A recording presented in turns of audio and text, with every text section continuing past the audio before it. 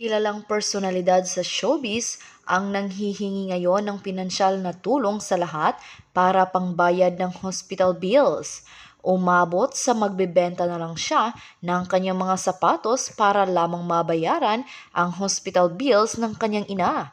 Alamin ang buong kwento kaya tutok lang dito sa Get in Touch.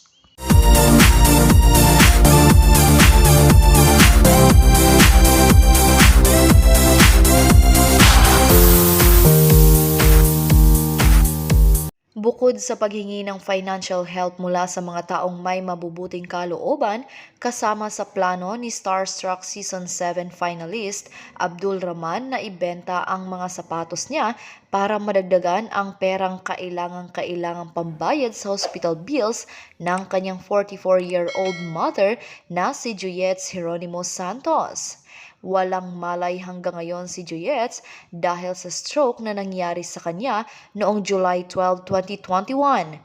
Nasa lock-in taping si Abdul ng Legal Wives ng GMA7 nang makatanggap siya ng tawag sa telepono mula sa kanyang 11-year-old brother na nagbalita tungkol sa nangyari sa kanilang ina. Ngayon ko lang po naranasang mag-alala at umiyak ng sobra since I was kid. Pahayag ng 18-year-old kapuso artist sa pakikipag-usap niya sa isang kilalang entertainment columnist. Ngayong araw, Miyerkules ng umaga, July 14. According to my relatives, she wasn't responding when they were at Marikina Valley Hospital at right now she's unconscious. Ang sakit po, knowing my mom will never be the same. Nasa ICU siya and as of now, hindi pa siya conscious. All my life, I wanted her to have a taste of raos man lang sa buhay. Kasi po, that woman has suffered so much already even before I was born. Dumanas ng depresyon si Abdul dahil sa coronavirus pandemic, pero pinilit niyang magpakatatag, alang-alang sa kanyang ina at kapatid. Sinimulan daw niya ito sa pamamagitan ng pag-reconnect sa kanyang Egyptian dad. Lahad ng Starstruck Season 7 alumnus, during the pandemic, I've read philosophies and talked to a really good psychologist friend. She helped me a lot. I've come to the conclusion that I should fix my life na because I was in deep depression. I started with my dad, Wada Elda Crowry. He's in Egypt and I haven't had any contact with him for 5 years. Out of nowhere, called him up last month and he was so surprised.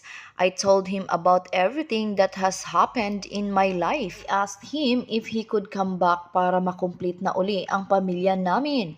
At lalo na para sa little brother ko. Ang mga pagsubok na nararanasan niya ngayon ang dahilan kaya ipinangako ni Abdul sa sariling gagawin nito ang lahat para maging productive at ipagmalaki siya ng kanyang ina kapag nagkaroon na ito ng malay.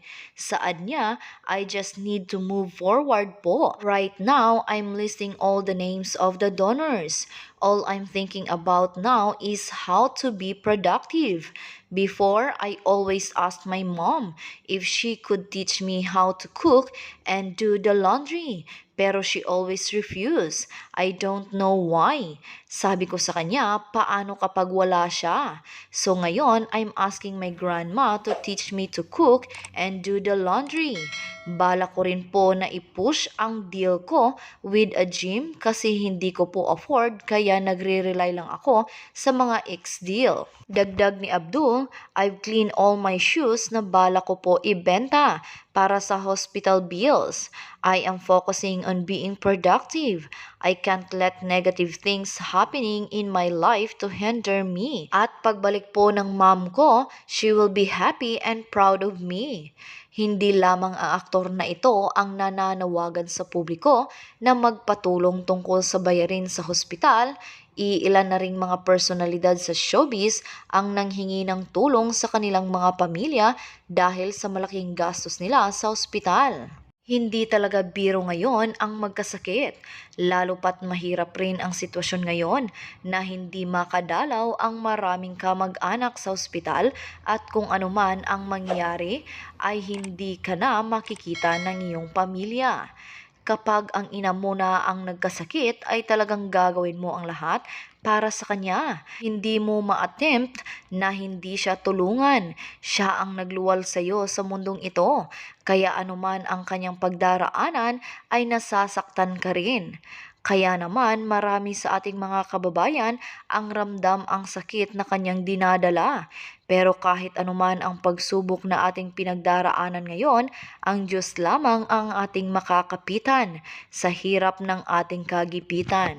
May mga taong magiging instrumento ng Diyos para tayo ay bigyan ng kung anuman ang ating kahilingan sa Kanya. Ipapaubaya lang talaga natin sa Kanya ang ating mga problema dahil alam niya kung kailan magiging okay ang lahat. Kahit anong sakit pa man ang maramdaman natin, kailangan nating ipaubaya sa Kanya dahil Siya lamang ang makapangyarihan sa lahat at mag-aayos ng ating mapait na nararanasan ngayon. Kaya para kay Abdul, patatagin mo ang iyong kalooban dahil hindi pababayaan ng Panginoon ang iyong ina. Manalig ka lang sa Kanya, ipagdasal mo lagi na ang iyong ina na tulungan siyang makarecover kung anuman ang kanyang nararamdaman ngayon. May awa ang ating Panginoon. Huwag kang padadaig sa lahat. Laban lang lagi dahil hindi lang ikaw ang nakakaranas ng malaking problema ngayon. Lalo pat may pandemic rin. Halos lahat ng tao ay nagsasuffer dahil sa virus rin na ito. Malalagpasan mo ang bagay na ito sa tulong ng ating Panginoong Diyos. Good luck sa proyekto mo ngayon na ginagawa mo. Ano ngayon ang inyong masasabi tungkol sa ating pinag-usapan? Huwag kayong mahiyang magbigay ng inyong reaksyon o komento sa comment section na ito. Kung ikaw at iyong kaibigan ay mahilig sa mga celebrity updates, ay huwag kalimutang mag-subscribe, i-like at i-share sa kanila para maging updated din sila. At ikaw din huwag kaligtaang pindutin ang bell button para lagi kang mauuna sa mga bago kong uploads na video. Makakapanood din kayo ng mga dati kong videos sa pamamagitan ng end screen at I button sa itaas. Maraming salamat sa palaging pagtangkilik sa aking YouTube channel. Hanggang sa susunod po muli na pag-upload ko ng video, antabayanan niyo po ang lahat at magchika-chika tayo sa mga paborito niyong artista.